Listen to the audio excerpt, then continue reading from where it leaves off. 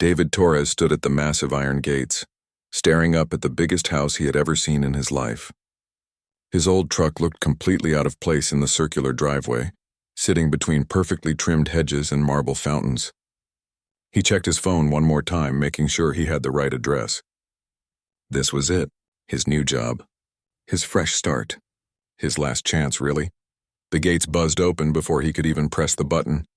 Someone was watching. David drove slowly up the winding driveway, his heart pounding harder with each passing second. The mansion grew larger as he approached, all white stone and glass windows that reflected the morning sun. An actual ocean stretched out behind the property. He had seen places like this in movies, but never imagined he would actually work in one. A thin man in an expensive suit waited by the front entrance. He looked David up and down with the kind of expression that made it clear what he thought about someone driving a 15-year-old truck. "You must be the new handyman," the man said, his voice flat and cold. "I'm Vincent, Mr. Caldwell's personal assistant." "You're early." "I believe in being on time," David replied, climbing out of his truck. He wore his cleanest work clothes, but they still looked worn compared to everything around him. Vincent's lips pressed into a thin line. Mr. Caldwell values punctuality. However, he also values people who follow instructions precisely. "You were told to arrive at 9. It's currently 8:45. David felt his stomach drop. Was he already messing this up? "I'm sorry, I just thought..." "Don't think. Follow instructions." Vincent turned sharply and walked toward the entrance. "Bring your things. I'll show you to your quarters." David grabbed his duffel bag from the truck bed. It held everything he needed for the week. Clothes, toiletries, a photo of his daughter, and the small wooden box Rebecca had given him on their last anniversary together. He followed Vincent through doors that must have cost more than David's entire year's salary. The inside of the mansion was even more overwhelming than the outside. Marble floors stretched in every direction. A massive staircase curved upward to the second floor. Paintings that looked like they belonged in museums hung on every wall. David tried not to stare, but it was impossible. He had never seen this much wealth in one place. Vincent led him through a maze of hallways, past rooms David couldn't even identify.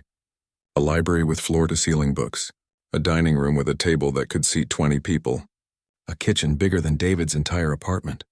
Finally, they reached a door near the back of the house. "Your room," Vincent said, opening the door to reveal a small but comfortable space. It had a bed, a dresser, a private bathroom, and a window overlooking the garden. "You'll stay here Monday through Friday." "Weekends you return to your own residence. Mr. Caldwell values his privacy on weekends." David nodded, setting his bag on the bed.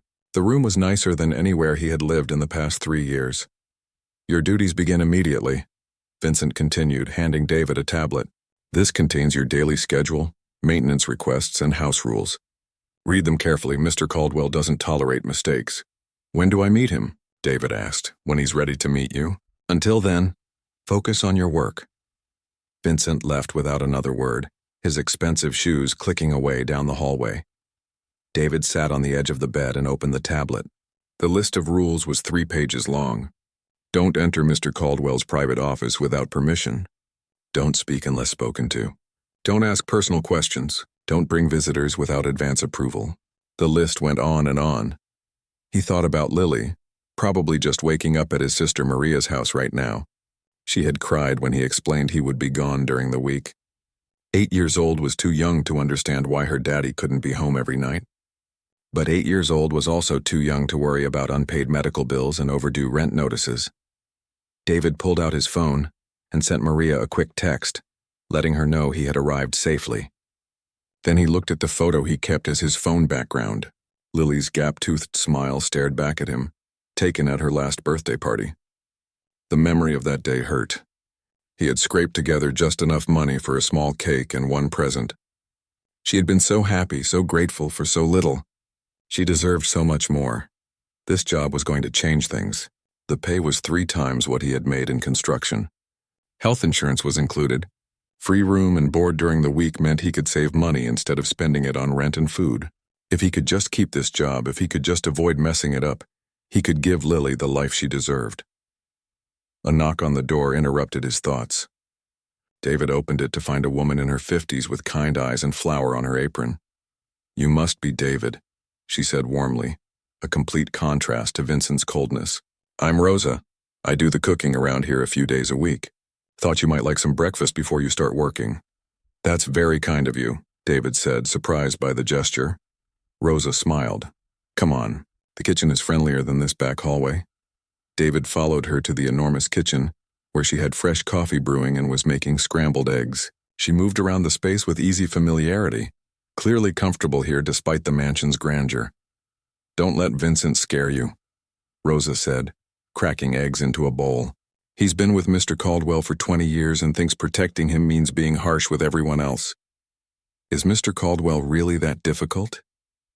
David asked, then immediately regretted the question, remembering the rule about not asking personal questions. Rosa paused, choosing her words carefully. He's been through a lot. Lost his wife 2 years ago. That kind of pain changes people. He used to be different, warmer.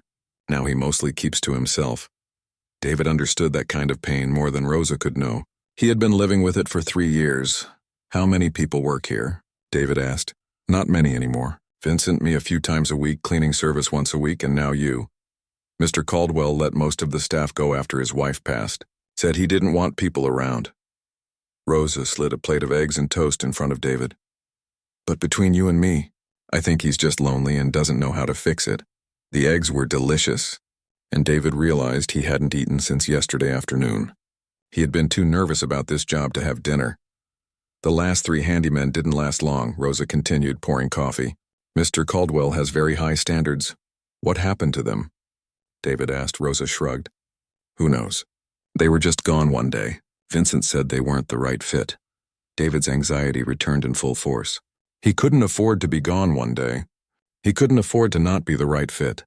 After breakfast, David spent the morning working through his task list. The mansion required constant maintenance despite looking perfect. Loose hinges needed tightening. Filters needed changing. Gardens needed trimming. The work was straightforward, but the scale was overwhelming. Every room seemed to have something that needed attention. Around noon, Vincent found him replacing a light fixture in one of the guest bathrooms. Mr. Caldwell wants to see you in his study, Vincent announced. David's hands went cold. This was it, the meeting that would determine whether he kept this job or joined the list of people who weren't the right fit. He followed Vincent to a part of the mansion he hadn't seen yet. They stopped at a heavy wooden door, and Vincent knocked twice before opening it. The new handyman, sir, Vincent said, then left, closing the door behind David. The study was different from the rest of the house. Where everything else felt like a museum, cold and perfect, this room felt lived in. Books overflowed from shelves. Papers covered the desk. A half-empty coffee cup sat next to a laptop. And standing by the window, looking out at the ocean, was Richard Caldwell. He was shorter than David expected, maybe 5'9", with silver hair and the kind of posture that spoke of years carrying heavy burdens. He wore casual clothes, jeans, and a button-down shirt, expensive but comfortable looking. David Torres, Richard said without turning around. His voice was deep and measured. 34 years old. Single father. Previous experience in commercial construction until your company downsized 6 months ago. You've been working odd jobs since then, barely making rent. David swallowed hard. Yes, sir. That's all correct. Your references say you're reliable and skilled. They also say you're honest to a fault, whatever that means. Richard finally turned to face him. His eyes were sharp, studying David like a puzzle to be solved. Why do you want this job? I need to provide for my daughter, David answered honestly. This job pays well and includes benefits. It would let me give her a stable life. Most people would dress that answer up, make it sound better. Talk about career growth or passion for the work. Richard's expression was unreadable. I'm not most people, sir. And I don't believe in pretending things are something they're not. I need this job. I'll work harder than anyone you've ever hired to keep it. That's the truth. Something flickered in Richard's eyes. Surprise maybe, or interest. We'll see. I need you to dust the library today. It's down the hall, 3rd door on the left. Start there. Yes, sir. David turned to leave. And David? Richard called after him.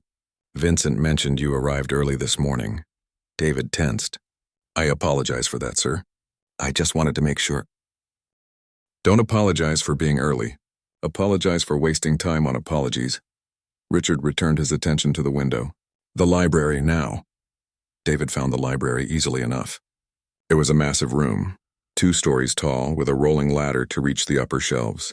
Thousands of books lined the walls, organized by some system David couldn't immediately figure out. He found cleaning supplies in a nearby closet and got to work. He had been dusting for about 20 minutes when he heard Richard's voice in the hallway, talking on the phone. The conversation sounded urgent, something about a business deal going wrong. Richard appeared in the doorway, still on the phone, looking frustrated. "I need to take this in the other room," Richard said to David, covering the phone. "Don't stop working. I'll be back." He hurried out, leaving the study door wide open behind him. David continued dusting, working his way along the shelves, when something caught his eye through the open study door. He could see directly into Richard's study from this angle, and what he saw made his blood run cold. The wall safe was wide open, not just unlocked, completely open with the door swung back. Even from the library, David could see stacks of cash inside. Thick bundles of $100 bills, a jewelry box, documents. More money than David had ever seen in his entire life, just sitting there exposed and unguarded. David's heart started pounding. He looked toward the hallway where Richard had disappeared. He could still hear his voice, distant and angry, talking about contracts and deadlines. The safe was right there, 20 feet away. Richard wasn't coming back for at least a few minutes. David's hands started shaking as he gripped the duster. His mind began calculating automatically. How much money was in that safe? 50,000? 100,000? Enough to pay off every debt he had. Enough to cover Lily's medical bills for years. Enough to move somewhere with better schools. Enough to stop worrying every single day about whether he could afford groceries. He thought about Lily's last asthma attack, the one that landed her in the emergency room. The bill was still sitting on his kitchen counter, unpaid, threatening to go to collections.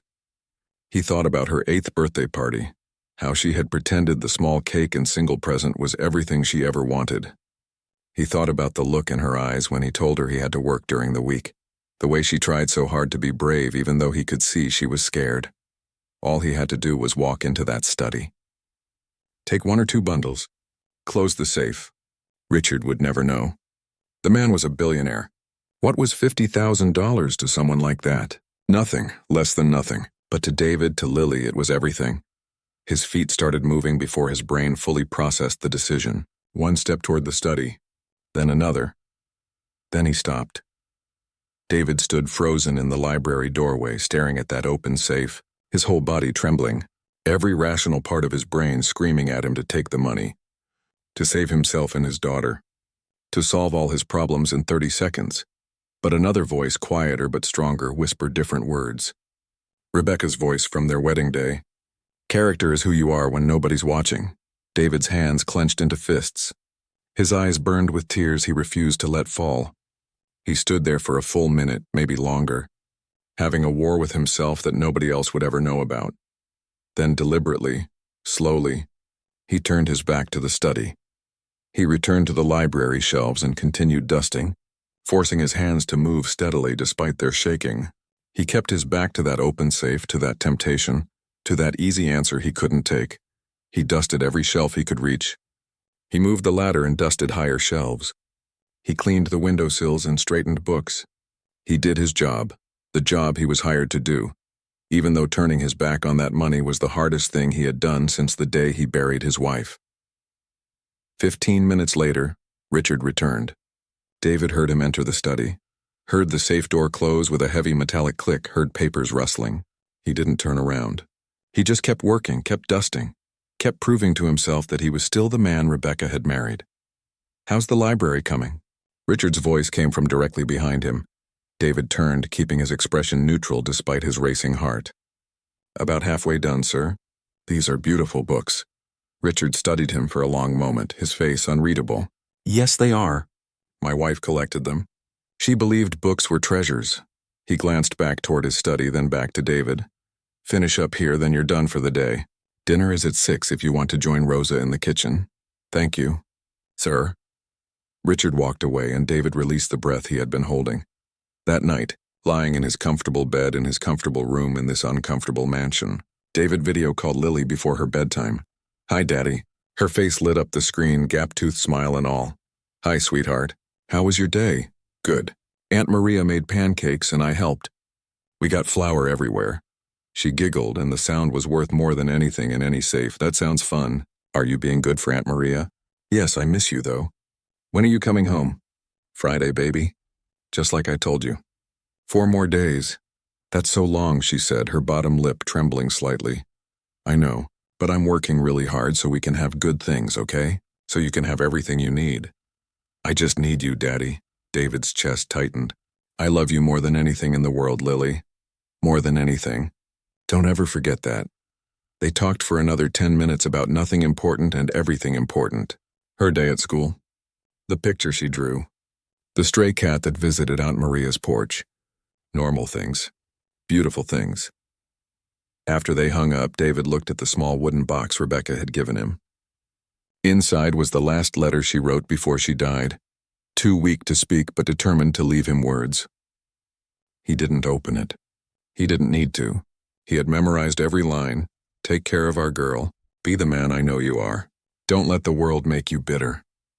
Choose goodness even when it's hard, especially when it's hard. David closed his eyes, exhausted in a way that had nothing to do with physical work. He had chosen goodness today. Even when it was the hardest choice he had ever made, he just hoped it was enough. He hoped this job would last. He hoped he could provide for Lily the right way, the honest way, because he knew deep in his bones that the moment he turned his back on that safe was the moment that defined everything that came after.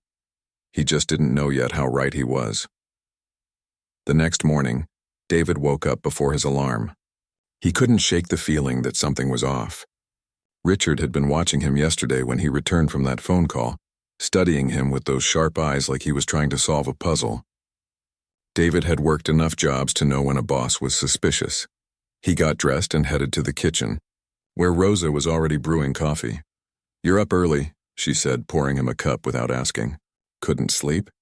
Just eager to work? David lied. Rosa gave him a knowing look but didn't push. Mr. Caldwell wants to see you after breakfast. Vincent left a note. David's stomach tightened. Here it was. He was going to be fired. Richard had somehow figured out that David had seen the open safe, had stood there thinking about taking the money. Maybe there were cameras. Maybe Richard could just tell. Did the note say what it was about? David asked, trying to keep his voice steady. Never does. Rosa slid a plate of toast and eggs in front of him. Eat. Whatever it is, it's better faced on a full stomach. David forced himself to eat, though every bite felt like cardboard. He kept thinking about Lily, about how he would explain to her that he lost this job after just one day, about how they would manage when he couldn't even explain to himself what he had done wrong. After breakfast, he found Richard in the study. Morning light streamed through the windows, making the ocean beyond sparkle like scattered diamonds. Richard sat at his desk, a cup of coffee in hand. Looking tired. Sit, Richard said, gesturing to a chair across from his desk. David sat, his hands gripping his knees to keep them from shaking. I want to talk to you about something, Richard began, and David braced himself for the worst. There's a leak in the master bathroom. Shower head drips constantly. I need you to fix it today, David blinked. That's it? Is there something else you expected? Richard's eyes were sharp, watching. No, sir. I just thought. Never mind. I'll fix the shower right away. There's also a watch in the guest bathroom on the counter. Gold, expensive. Make sure you don't damage it while you're working in there. I left it by accident. Something about the way Richard said it made David's skin prickle. Too casual. Too deliberate. I'll be careful, sir, David said slowly. He spent the morning fixing the shower in the master bathroom. It was a simple job, just a worn washer that needed replacing. But the whole time he worked, he kept thinking about that watch. When he finished with the shower, he walked down the hall to the guest bathroom. There it was. A gold watch on the marble counter gleaming under the lights.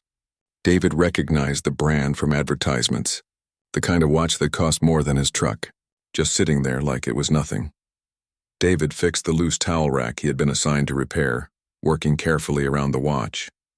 When he finished, he picked up the watch, feeling its weight in his palm. Heavy, solid, real. He could walk out with this in his pocket. Who would know? Richard had a dozen watches, probably. One missing wouldn't even register. But even as the thought crossed his mind, David was already walking toward Richard's study. He knocked on the doorframe. Yes? Richard looked up from his laptop. You left this in the guest bathroom, sir. David held out the watch. Richard took it, examining it briefly. So I did. Thank you. No problem. Is there anything else you need me to do today? The garden shed needs organizing. Tools everywhere. Make sense of it. David nodded and left, not seeing the way Richard watched him go, a strange expression on his face. The tests continued over the next few days, though David didn't realize they were tests. A wallet appeared on the hallway floor stuffed with cash. David immediately took it to Vincent, who seemed surprised to see it. An expensive pen rolled under a cabinet where David was working. He cleaned it carefully and returned it to Richard's desk. Each time, Richard's expression grew more thoughtful. More confused, almost. By Friday, David had completed his first full week. He packed his small bag, eager to get home to Lily, when Vincent appeared in his doorway. "Mr. Caldwell wants to see you before you leave." David's heart sank. Here it was. The firing he had been expecting all week. Richard was in the study, standing by the window like he had been that first day. He didn't turn around when David entered. "You did good work this week," Richard said to the ocean. "Thank you, sir. Vincent tells me you've been returning things you find around the house, logging them in some book." "Yes, sir. I created a lost and found log. Seemed like the right thing to do in a house this big." Easy to misplace things, Richard finally turned around. "Why did you take this job, David?"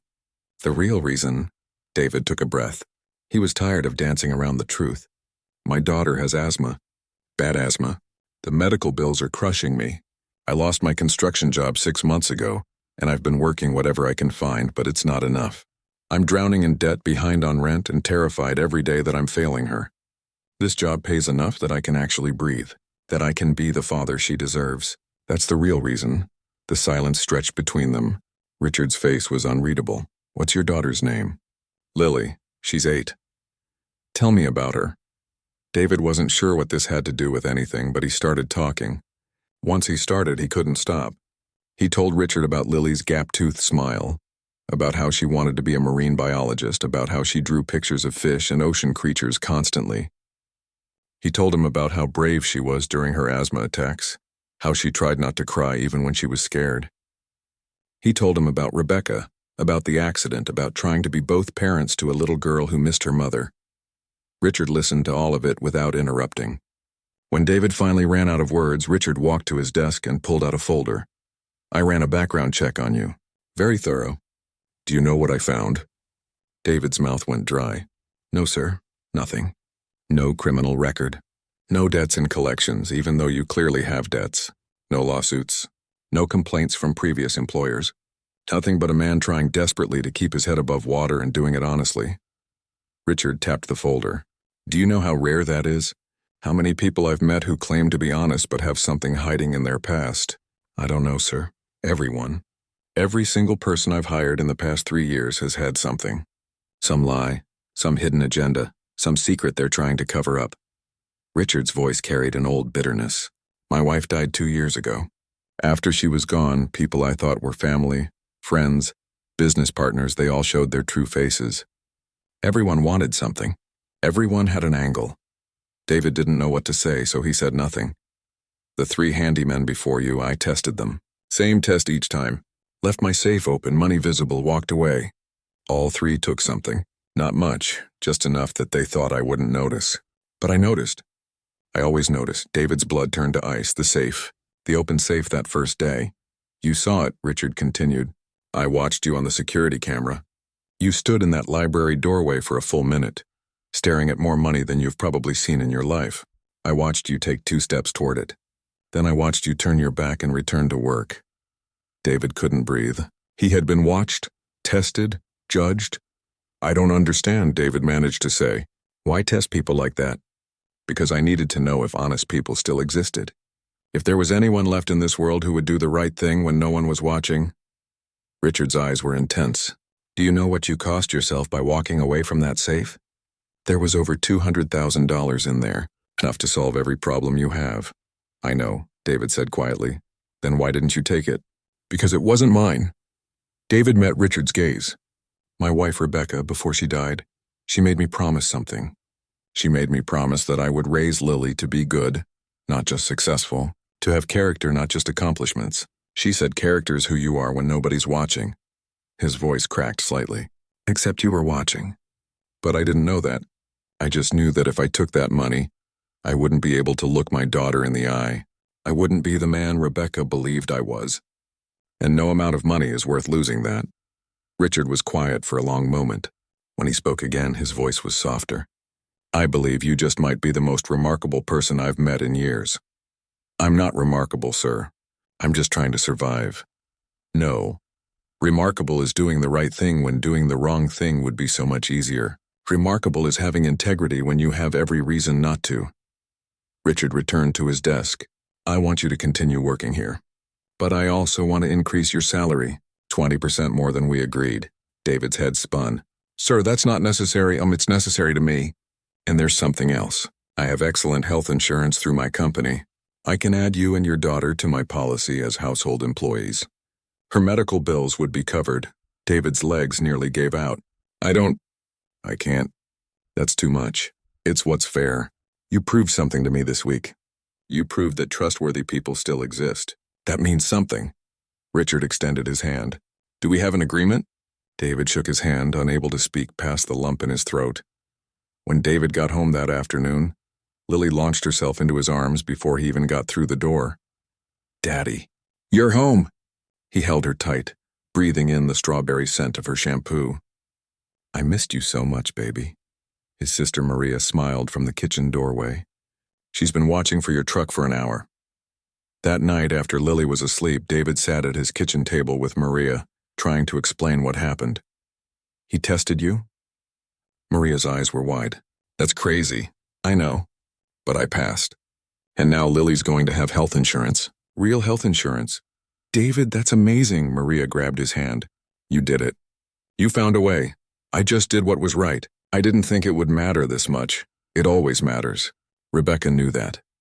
David pulled out his phone and looked at the picture of Rebecca he still kept as his background.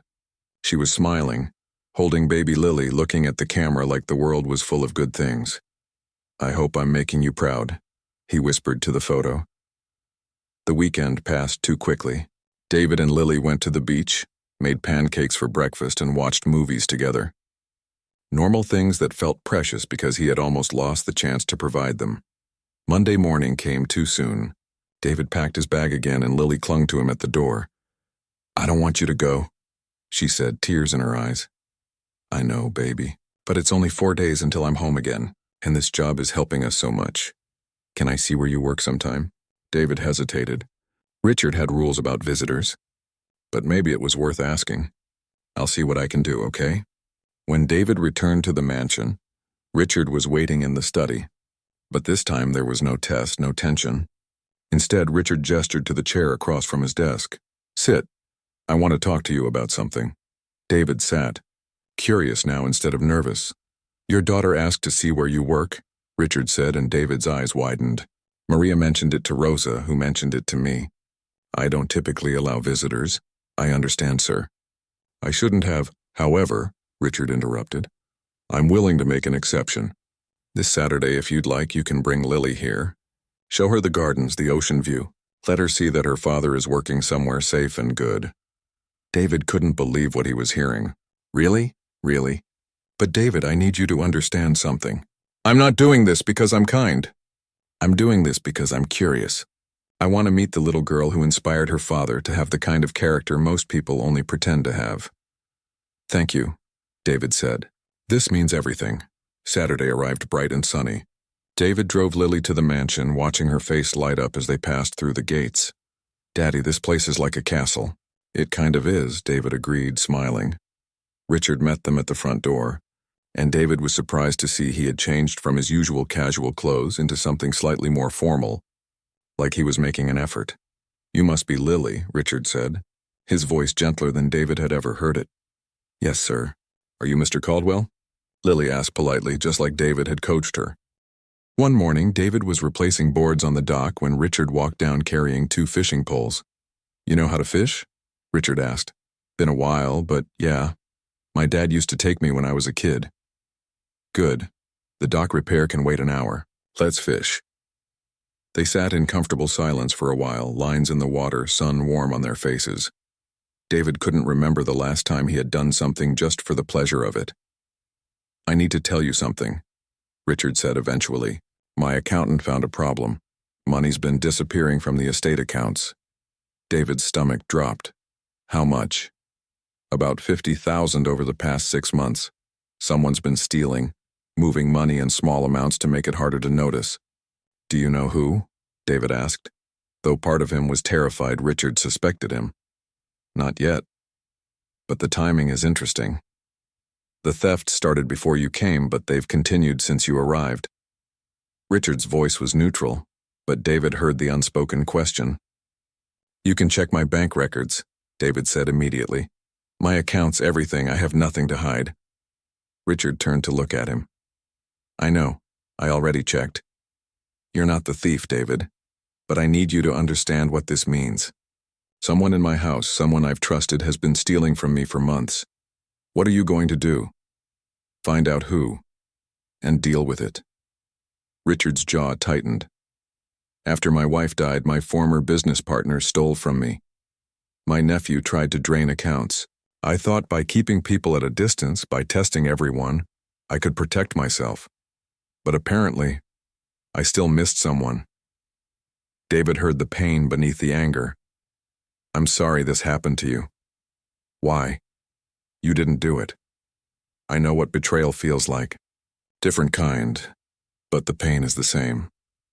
After Rebecca died, people I thought were friends just disappeared. They didn't know what to say, so they said nothing. Did nothing. It hurts when people you trust let you down. Richard was quiet for a moment.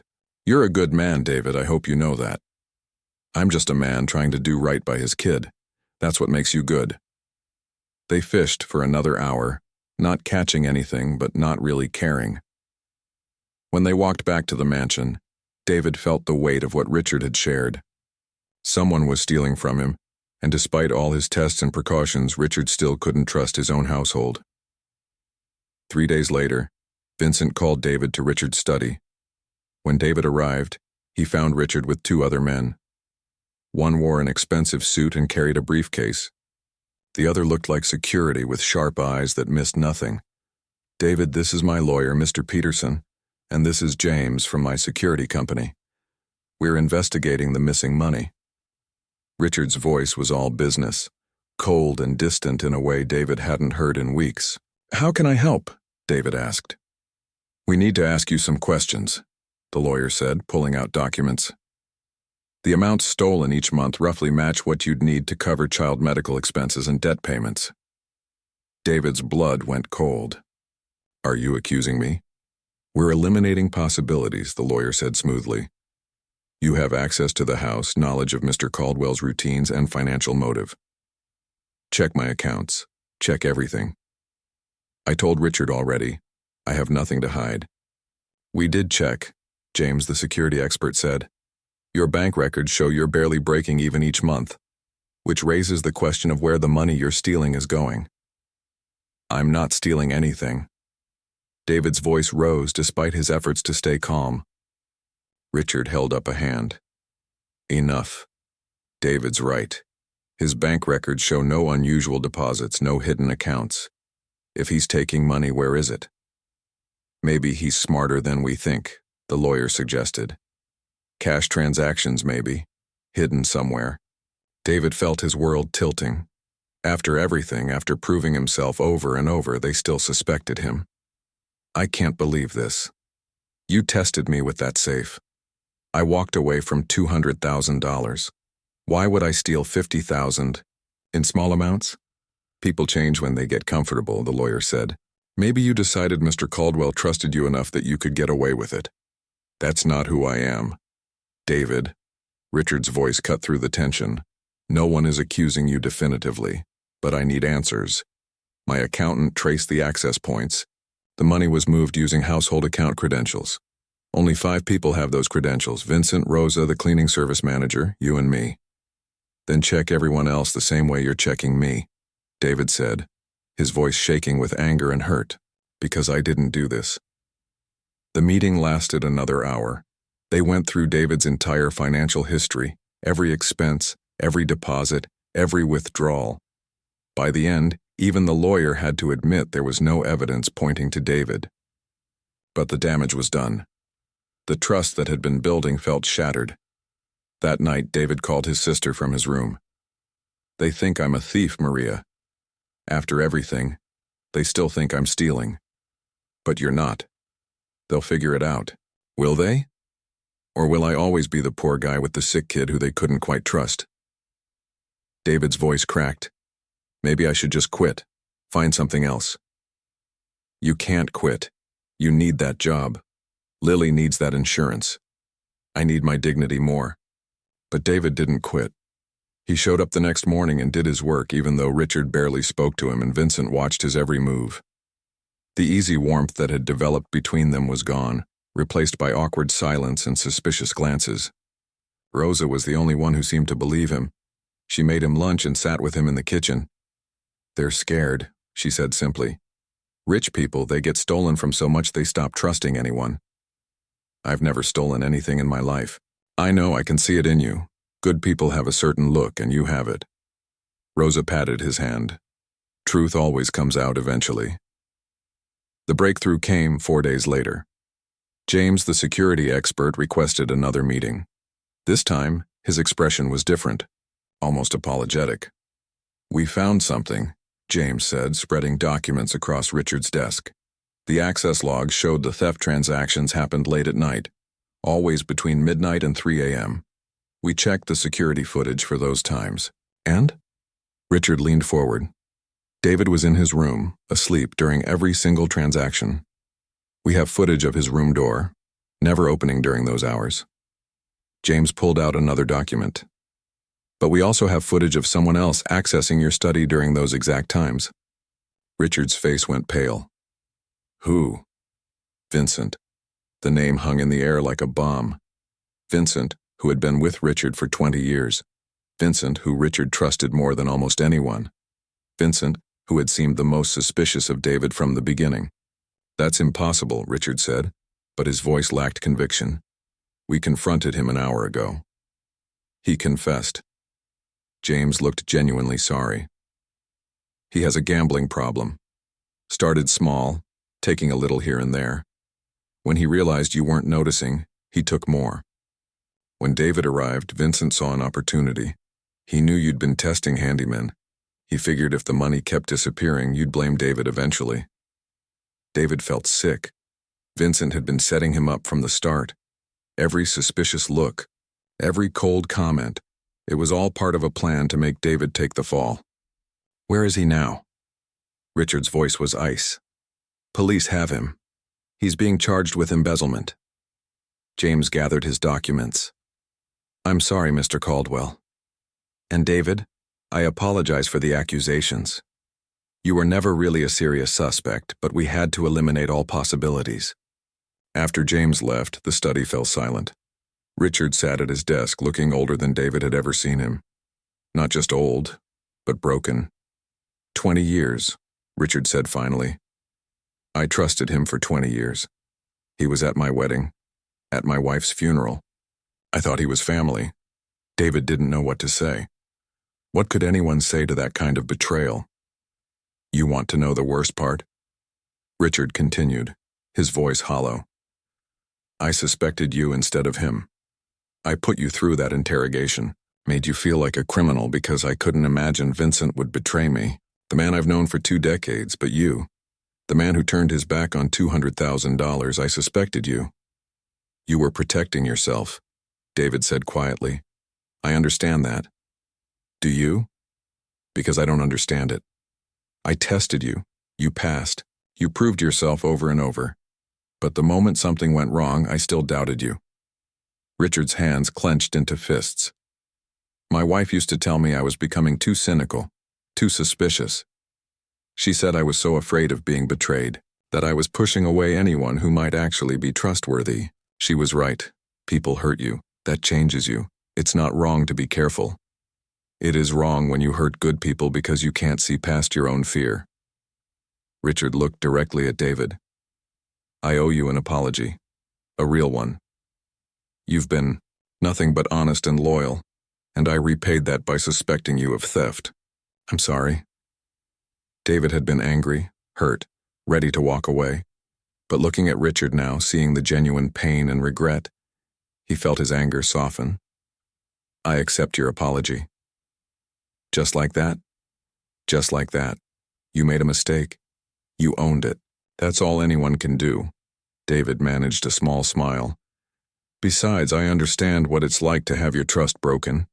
After Rebecca died, I was angry at the world for a while, suspicious of everyone. It took time to learn how to trust again." "I am. But you can call me Richard if you'd like." Lily's eyes were wide as David showed her around. She gasped at the library, ran her fingers along the spines of books in the science section. She stared at the ocean view like she was seeing magic. "The ocean is so big," she breathed. "Do you think there are whales out there right now?" "Probably," Richard said, standing beside her at the window. "Humpback whales migrate along this coast. Sometimes you can see them from here." "Really?" Lily turned to him excited. "I want to be a marine biologist when I grow up. I want to study whales and protect them." "That's a wonderful goal," Richard said, and something in his expression softened. "The ocean needs people who care about it." They spent 2 hours together. Richard showed Lily his collection of ocean books, told her about the marine life in the area, and even pulled up videos of whales on his laptop. David watched, amazed, as this lonely, bitter man transformed into something gentler in the presence of a curious 8-year-old. When it was time to leave, Lily hugged Richard without hesitation. "Thank you for letting me visit. This was the best day ever." Richard looked stunned, frozen for a moment before awkwardly patting her back. "You're welcome, Lily. You can visit again if you'd like." "Really?" Both Lily and David spoke at the same time. "Really?" Richard confirmed, and David saw something in his eyes that hadn't been there before, something that looked almost like hope. As David drove away with Lily chattering excitedly about everything she had seen, he glanced in his rearview mirror. Richard stood at the front door, watching them leave, looking smaller and lonelier than David had ever seen him. And David realized something important. He had been so focused on what this job could do for him and Lily that he hadn't considered what they might be doing for Richard. Maybe walking away from that safe hadn't just changed David's life. Maybe it had started to change Richard's too. The weeks passed, and something unexpected happened at the mansion. It started feeling less like a workplace and more like a home. Richard invited Lily to visit every Saturday, and those visits became the highlight of everyone's week. Rosa started making Lily's favorite foods. Vincent's stern face would crack into almost smiles when she said good morning. And Richard, the man who had locked himself away from the world, began coming alive again. David watched it happen gradually. Richard started joining them for lunch instead of eating alone in his study. He asked David questions about his day, his thoughts, his life. Real questions, not the polite small talk of an employer. They discovered they both loved old westerns, argued passionately about baseball teams, and shared a dry sense of humor that caught them both by surprise. Richard stood and walked to the window, his usual spot when thinking. "How did you do it?" "Learn to trust again." Lily, she trusted everyone immediately, saw the good in people before the bad. She reminded me that most people are trying their best just like we are. Some people will let you down, that's true. But if you never trust anyone, you end up alone. And alone is worse than disappointed. Wise words from an 8-year-old. Kids see things clearly sometimes. No complicated history clouding their vision. Richard turned back to David. "I want to make this right. Not just an apology. Something real. You don't need to—" "Yes, I do. You've given me something valuable, David. You've shown me that trustworthy people still exist. That character still matters. I want to give you something valuable in return. The job is enough. The insurance is enough. What if I offered you more? What if I offered you a real position, not just handyman? Estate manager. Proper salary, benefits, and a cottage on the property. You and Lily could live here. She could go to the excellent schools nearby. You'd have security, stability, everything you've been fighting for." David's mind reeled. "That's too much. I can't." "You can. The cottage is empty, has been for years. It has 3 bedrooms, a real kitchen, a yard. It's yours if you want it. Think about it. Think about what it would mean for Lily." David thought about his cramped apartment, the dangerous neighborhood, the struggling school Lily attended. He thought about being close to work, about Lily having a yard to play in, about the ocean she loved so much being right there. But he also thought about owing too much, about the balance of power shifting, about losing the equality that had been developing in their friendship. "I need to think about it," David said, "and I need to talk to Lily. This affects her life too." "Of course. Take your time. The offer stands whenever you're ready." That night, David sat Lily down in their small apartment and explained everything. The job offer, the cottage, the move, the change. Lily listened carefully, then asked the most important question. "Is Richard nice to you, Daddy?" "Yes, baby. He's very nice to me." "Does he make you happy?" David thought about their fishing trip, their coffee conversations, the way Richard's face lit up when Lily visited. "Yes, he makes me happy." "Then maybe he needs us as much as we need him," Lily said simply. "Grandpa Rich seems lonely." "Everyone needs family." David stared at his daughter. When had she become so wise? "Grandpa Rich?" Lily shrugged. "That's what I call him in my head." "Is that okay?" David pulled her into a hug, his heart full of love for this incredible little person. "That's more than okay, sweetheart." "That's perfect." 2 days later, David accepted Richard's offer. They would move into the cottage at the end of the month. It felt like closing one chapter and opening another, scary and exciting in equal measure. Richard seemed genuinely happy when David told him. Not smug or satisfied, but relieved, like he had been holding his breath and could finally exhale. "Thank you," Richard said quietly. "For what?" "For giving me another chance. For not walking away when you had every right to." Richard extended his hand. "Partners." David shook his hand. Partners. Neither of them knew it yet, but that handshake marked the beginning of something neither expected. Not just employment, not just friendship, but something closer to family. The kind of family you choose rather than inherit. The kind that sticks around even when things get hard. The kind that starts when someone walks away from an open safe and walks toward something much more valuable. Connection, trust, hope. And sometimes, that's worth more than any amount of money could ever be. Moving day arrived on a sunny Saturday morning. David stood in his small apartment, looking at the boxes that held his and Lily's entire life. It wasn't much. Clothes, books, Lily's drawings, Rebecca's wooden box, and a few pieces of furniture that had survived 3 years of struggling. Everything fit in one small moving truck. Maria helped them pack the last boxes, tears in her eyes. "I'm going to miss having you nearby. We're only 30 minutes away," David said, though he felt the same sadness. Maria had been his anchor since Rebecca died, taking care of Lily when he had to work, listening when he needed to talk, never judging him for the struggles. "I know, but it won't be the same." Maria hugged Lily tight. "You take care of your dad, okay? And call me every day." "I will, Aunt Maria. You can come visit us. We have an ocean." The cottage exceeded every expectation David had. It sat on a quiet corner of Richard's estate, surrounded by trees that offered privacy while still keeping the mansion visible in the distance. White walls, blue shutters, a porch with a swing. Inside, 3 bedrooms, a real kitchen with new appliances. Hardwood floors that gleamed in the sunlight. It was the nicest place David had ever lived. Lily ran from room to room, squealing with delight. "Daddy, I can see the ocean from my window." "And there's a yard. Can we get a dog?" "Let's settle in first, baby. One thing at a time." Richard appeared at the door carrying a box. Behind him, Rosa hauled another one. And even the new assistant Richard had hired after Vincent was arrested carried a small one. "What are you doing?" David asked, surprised. "Helping," Richard said simply. "That's what family does." The word hit David in the chest. Family. Richard had said it so casually, like it was obvious, like it was already true. They spent the day unpacking, setting up furniture, making the cottage feel like home. Rosa brought lunch. Richard helped David assemble Lily's bed, the two of them arguing good-naturedly about which screws went where. Lily directed everyone on where her drawings should be hung, treating the whole thing like an art installation. By evening, the cottage looked lived in, cozy, real.